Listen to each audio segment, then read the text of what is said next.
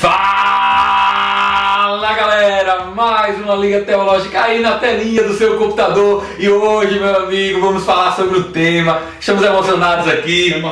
É o cerne, né? O cerne da cultura pop. A essência, com certeza. Hoje nós vamos falar sobre o que, meu defunto? Quadrinhos, meu véi!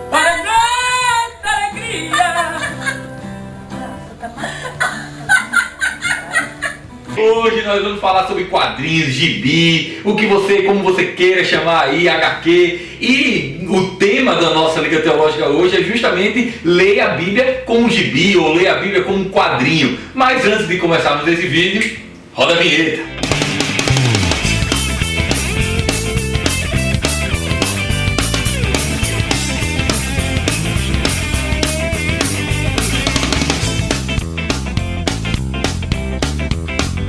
E aí galera, vamos lá começar esse vídeo, mas antes nós queremos dizer que somos parceiros agora da TG Filmes, né? Você que quer filmar o seu casamento, sua festa de 15 anos, enfim, os eventos marcantes da sua vida, você pode entrar em contato aí com a TG Filmes, o link do Facebook vai estar aqui, você pode falar diretamente com o Tomás, com certeza você vai ter um atendimento de ótima qualidade. É você, pô. Oh, não. Antes de a gente poder começar a falar sobre os quadrinhos, é bom a gente discorrer um pouco sobre a história dos quadrinhos. Alguns dizem que os quadrinhos foram criados lá no tempo das cavernas, né? Aqueles desenhos que eles faziam lá nas pedras, e o pessoal dizia que aquilo já era identificado até como histórias, né? Mas isso não é tão oficial como algumas teorias que tem sobre o início dos quadrinhos, né? Alguns consideram Alfred Hemingway, mais tarde chamado como o Lord de Northcliffe, como o pai das histórias em quadrinhos. Em 7 de maio de 1890, né, foi lançado por ele lá em Londres um quadrinho, né, chamado Comic Cuts, que era a primeira revista, né, desenhada, sendo que tinha mais texto do que imagem, né, e com um conteúdo assim um pouco satírico, bem no estilo que a gente gosta. Porque na verdade o nome em inglês, né, de quadrinhos comics, ele vem de cômico. Então geralmente era sempre humor, né? Mas outros afirmam já que o norte-americano Richard Outcault como o inventor aí das histórias em quadrinhos. O que é que acontece? Ele em 1897 introduz aí nas suas histórias chamada Yellow Kid uma coisa inovadora, que são aqui a narrativa, mas com desenho e com balões de diálogos, né? Então muitos afirmam que ele é um inventor. Só que o que acontece? O Brasil também não está de fora. Porque a gente tem aí um italiano, ele foi radicado aqui no Brasil, o nome dele é Angelo Agostini, que em 1869, no jornal chamado Vida Fluminense, ele então começa a publicar as aventuras de Ioquim, introduzindo mais tarde, em 1883, as histórias do Zé Caipora, né? Então esse é o princípio aí das histórias em quadrinhos. Hoje o que chama muito mais atenção na questão dos quadrinhos são os heróis mesmo, né? Com toda essa questão do cinema entrando aí, né? Popularizou muito e baseado muito mais realmente nos heróis da Marvel e nos heróis da DC. As histórias em quadrinhos elas têm uma divisão, que é a divisão em eras, né? Nós temos a era do ouro, de prata, de bronze e a era moderna. A era de ouro vai ser marcada, né, pelo maior evento que já aconteceu nos quadrinhos, que é o lançamento da Action Comics 1, a primeira história aí do Superman, em 1938. E outros também surgem, como Spirit, o próprio Flash, Capitão Marvel, Tocha Humana e o Batman. E aí a gente também pode falar da Era de Prata. A Era de Prata é uma era muito importante, né, para as histórias dos quadrinhos, porque ela vai de 1956 a 1969 e ela é marcada pela queda das vendas das histórias em quadrinhos, né? Houve uma grande depressão, né, nas histórias de quadrinhos, mas houve também o surgimento das histórias de quadrinhos de terror. Eles né? se reinventaram. Eles começam a se reinventar. E aí surgem histórias de quadrinhos como a história da Cripta do Terror. Também são reinventados novos heróis, novos títulos como o Hulk, como o próprio Thor, né? Sendo que o que marca a Era de Prata é o surgimento daquilo que faz muito sucesso hoje. É o surgimento da Liga da Justiça, dos Vingadores, né? E também do Homem-Aranha, né? Que começa, né, a Amazing Fantasy 1, que definiu justamente o estilo da Marvel, né? Um estilo mais leve, um estilo mais brincalhão, de aventura, né? Que é muito o que a Marvel tem que levou para o cinema também. Nós temos também aqui a Era de Bronze. Ela vai de 1970 a 1979. E qual é o marco da Era de Bronze? É justamente o trabalho de assuntos mais sérios aí nas HQs. O maior exemplo disso é a parceria entre o Lanterna Verde e o Arqueiro Verde.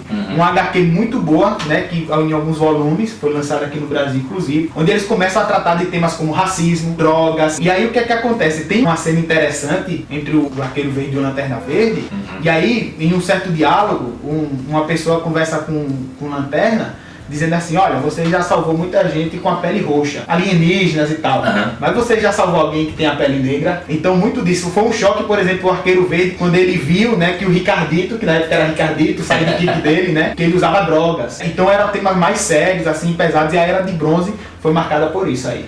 Muito interessante, né? E aí quando a gente sai da Era de Bronze, a gente chega até a Era Moderna. Começa lá em 1990 e vem até os dias de hoje. Inclusive, começa lá, né, com o lançamento do Cavaleiro das Trevas do Frank Miller, que é, assim, uma grande referência de quadrinho, né? E foi best-seller do The New York Times. E além disso, também nós tivemos The Watchmen, de Alan Moore, que também torna, assim, essa Era Moderna algo mais adulto, né? Já começa a colocar quadrinhos com temas mais adultos. Então, por que, Defunto? Finalmente a gente tem que ler a Bíblia como se fosse um gibi. Na verdade, essa é uma frase que nós ouvimos de um grande amigo nosso, né? O pastor Daniel Caveira, lá de Recife, do Ministério Arca. E o pastor Daniel, ele sempre falou pra gente que a gente deve ler a Bíblia como um gibi, como um quadrinho. E a gente acha muito interessante essa analogia, né? Porque algumas pessoas falam que a Bíblia, ela é muito complicada de se ler, ela tem algumas partes que são difíceis de entender, né? Então, quando a gente lê a Bíblia como um gibi, né? Fazendo essa analogia de ler uma Bíblia como um gibi, talvez se torne muito mais fácil, imaginando, né? As cenas. Imaginando, porque a gente busca referências, a gente usa a nossa imaginação e também a gente tenta se transportar, né, para aquilo que estava acontecendo, né?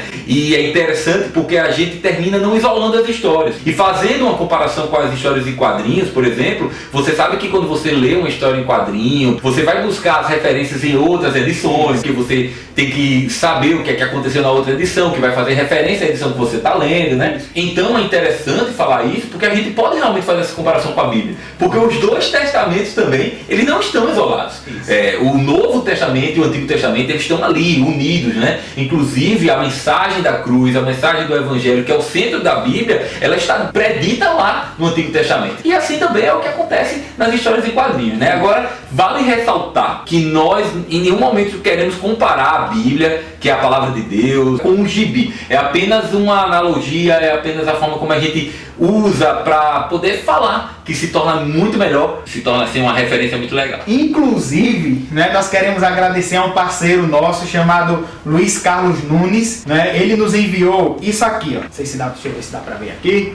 Pronto. Suprion, o Cavaleiro Sideral. O nome da edição aqui é Teofania. Isso é uma prova viva de como o cristianismo pode se unir à cultura pop. E ele vai contar a história do Suprion, que é um herói cristão. O que a gente sabe é que ele é uma manifestação de Deus. E é muito interessante, cara, o modo como ele trabalha. A primeira coisa que eu vi quando eu olhei aqui foi a arte.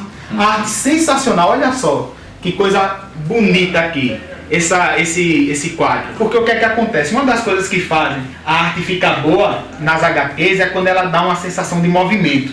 Né? E você pode ver aqui pelas artes essas sensações. Uma história muito bem construída, mas olha, muito bom. A gente recomenda que você compre. O link do Facebook para comprar vai estar aí também na descrição do vídeo. E outra coisa, a gente precisa valorizar isso aqui. Ele disse que já evangelizou ateu com essa HQ. Pois é, cara. Você entendeu? Inclusive o Suprion, ele vai fazer parte também agora do segundo volume, né, do livro Super-Heróis Brasileiros. Pô, legal. Recomendação da Liga HQ, Suprion, o Cavaleiro Sideral. Compre para sair o segundo volume. Mas voltando aí, tem uma coisa interessante que talvez seja uma das melhores chaves para a gente entender a Bíblia.